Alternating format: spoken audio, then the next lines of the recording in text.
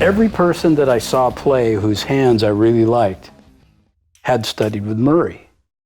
He basically told me I didn't know how to hold my sticks and that, you know, I had to really learn how to play. When you went to Murray, it was like just starting over completely. Yeah. But the results that you got were just absolutely amazing.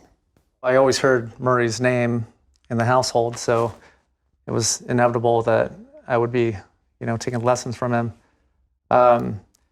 But yeah, I was so young, it took me a while to grasp some of these concepts, especially the mathematics of it all, and so I gave him a run for his money there.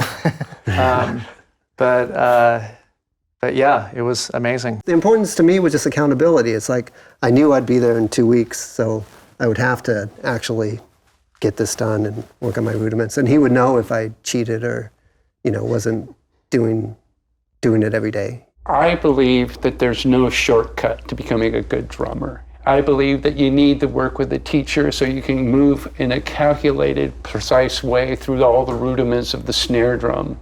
And if you don't know how to play all the rudiments of the snare drum, which we all have learned through Spivack, I feel you're missing part of what the instrument truly is.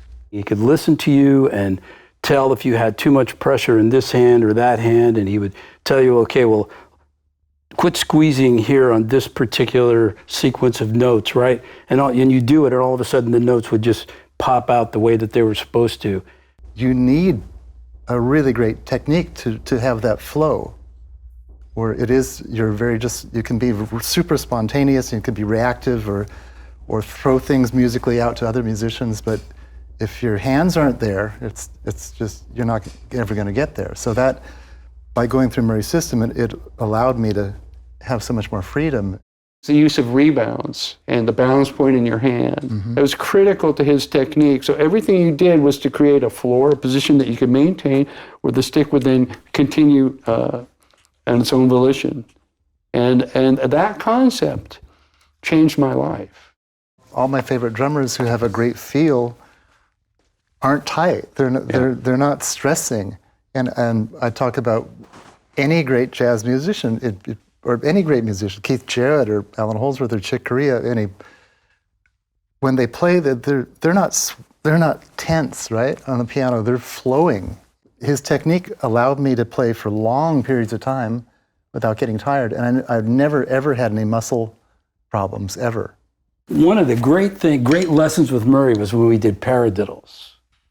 And he was talking about the choreography of the up and down stroke in the paradiddle, right? And so the formula that he taught me was down, tap, rebound. Yeah. I've never had anybody explain that to me before. And it really changed the way that I was able to do that, because I use a lot of those kind of patterns in my playing, you know, base a lot of things off of that, you know. But it was just, it was like the heavens parted or something. It was so cool.